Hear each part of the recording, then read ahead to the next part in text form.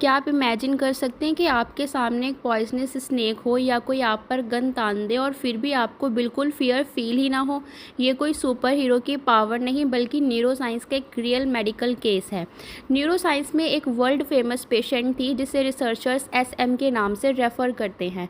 Childhood में एक rare genetic disorder अर्बिच-वेटिस disease की वजह से उसके ब्रेन के दोनों अमाइगडाला लगभग कम्प्लीटली डिस्ट्रॉय हो गए थे। अमाइगडाला जो मीडियल टेम्पोरल लोब का हिस्सा है, प्रोसेसिंग, थ्रेट डिटेक्शन और इमोशनल लर्निंग के सेंट्रल रोल निभाते हैं।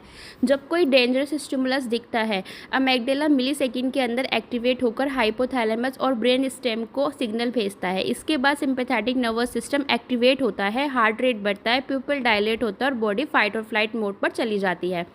लेकिन SM के केस में ये मैकेनिज्म ऑलमोस्ट एब्सेंट था।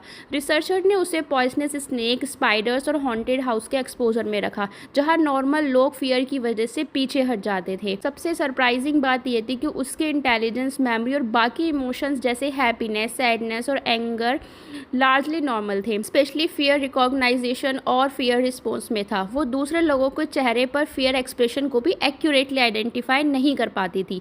एक और इंटरेस्टिंग फाइंडिंग ये मिली कि जब रिसर्चर ने उसे high concentration carbon dioxide inhale कराया तो उसने इंटेंस पैनिक एक्सपीरियंस किया।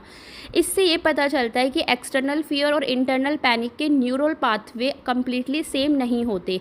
इस रियल केस ने न्यूरोसाइंस को ये समझाया कि अमेगडाला फियर के लिए क्रिटिकल हब है, लेकिन ह्यूमन ब्रेन में फियर और पैनिक को कंट्रोल करने वाले मल्टीपल इंटरकनेक्टेड सर्किट्स होते हैं। डर सिर्फ एक इमोशन नहीं बल्कि सर्वाइवल के लिए एसेंशियल बायोलॉजिकल सिस्टम है।